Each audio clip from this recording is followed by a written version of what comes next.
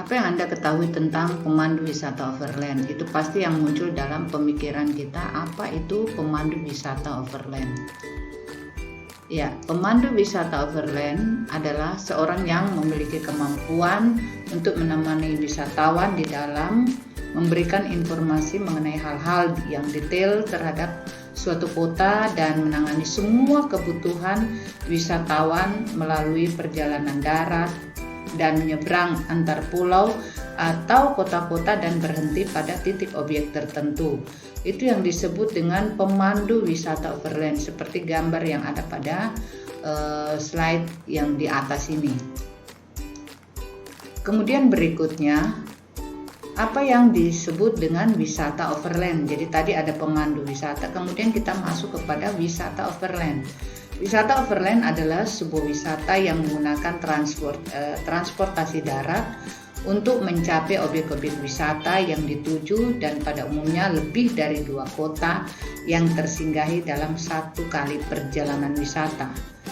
Nah, pada umumnya wisata overland ini ditempuh minimal selama 2 hari dan paling lama tidak terbatas bisa mencapai 1 bulan lebih.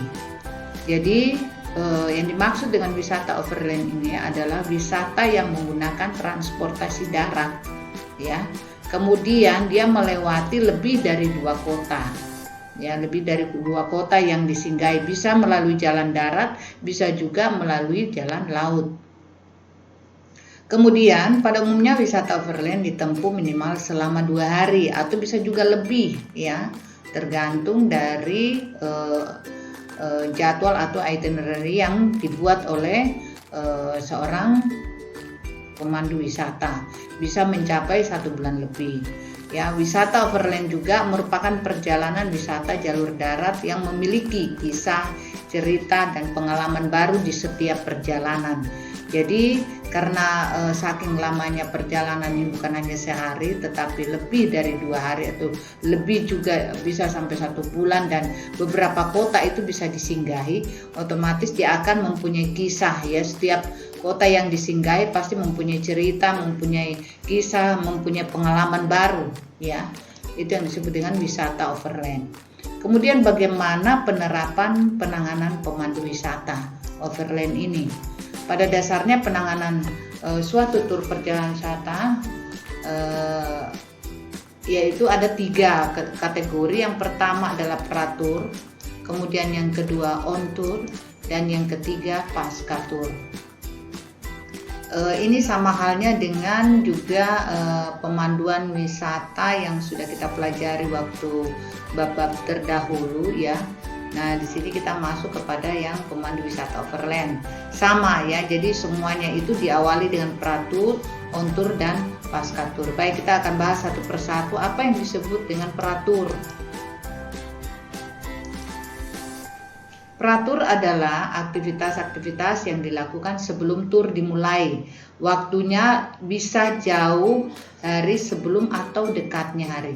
Di sini yang terpenting adalah tersedianya kecukupan informasi tentang apa yang akan dilakukan pada saat tur nanti. Itu yang disebut dengan pratur. Jadi aktivitas yang akan dilakukan sebelum tur itu dimulai. Waktunya bisa jauh hari, ya. Jadi ini dipersiapkan jauh hari sebelum waktu tur itu berlangsung. Pratur ini meliputi tour dan travel agent, ya. Jadi yang menangani tour ini juga melibatkan travel agent, ya, yang ikut serta di dalamnya. Kemudian ada juga tour guide-nya, ya, menyertakan tour guide. Kemudian juga memberikan advice, ya, ada semacam dorongan atau motivasi, ya, dari semua pihak yang mendukung adanya perjalanan overland ini. Kemudian ada konfirmasi, ya, konfirmasi dari agen-agen perjalanan tentang aktivitas yang akan berlangsung. Kemudian berikutnya dokumen-dokumen yang perlu disiapkan seperti voucher, ya, kemudian tiket, dokumen-dokumen pendukung pada saat melakukan perjalanan dan lain sebagainya. Itu pratur. Kemudian kita masuk kepada on tour. On tour ini maksudnya kegiatan yang saat dilaksanakan. dikatakan di sini, on tour adalah suatu kegiatan pemenuhan dari rencana kunjungan yang sudah ditentukan dalam itinerary. Jadi kegiatan ini harus berdasarkan dengan itinerary ya, atau jadwal perjalanan. Itu meliputi meeting service, first luggage handling, kemudian transfer in, introduction, presentation, kemudian photo stop, toilet stop, kemudian check-in service, lunch and dinner transfer service, museum assistant service, luggage down service, kemudian check-out service, closing statement, airport check-in service. Ya, jadi ini semua ya pada saat nanti pelaksanaan kegiatan nanti ini overland nanti tour, maksudnya turnya sedang dilaksanakan berdasarkan itinerary-nya. Nanti yang akan kalian temui nanti pada saat tur itu berlangsung, hal-hal yang ditemui misalnya seperti meeting service, kemudian menghandle barang-barang, kemudian pada saat dia transfer in, kemudian informasi apa yang akan disampaikan sampai kepada airport check-in and service ya. Jadi ini semua nanti akan ditemui pada saat kita melaksanakan tour. Itu on tour ya. Kemudian berikutnya pasca tour. Apa itu pasca tour? Adalah momen di mana tur sudah selesai baik dan tinggal melaksanakan kewajiban selanjutnya. Kewajiban tugas lainnya, kewajiban dari pasca tour artinya bahwa setelah selesai tour tadi, on tour tadi, kemudian ada yang disebut dengan pasca tour. Akhirnya semua kegiatan tadi itu sudah berakhir. Apa saja yang dilakukan?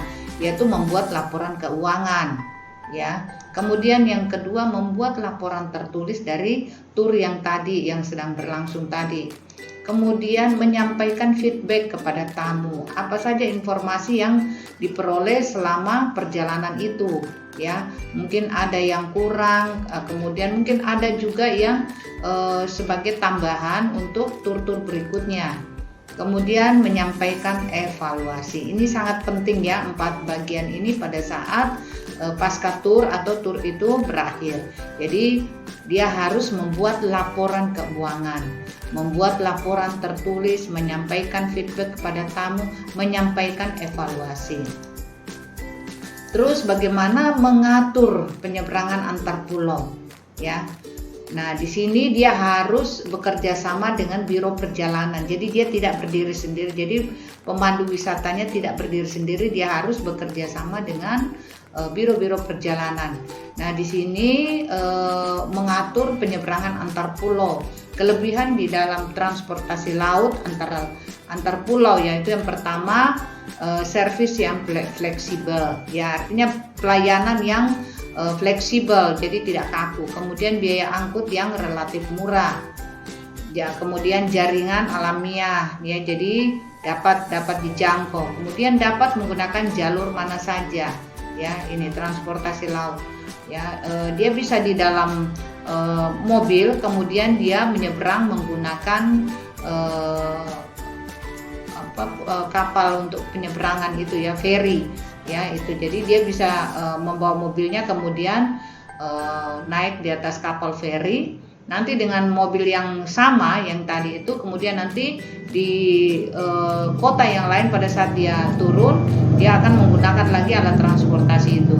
Kemudian polusi yang rendah, jelas ya, kalau menggunakan itu otomatis yang kita lihat itu polusinya rendah, baik dari segi kemacetan dan sebagainya ya.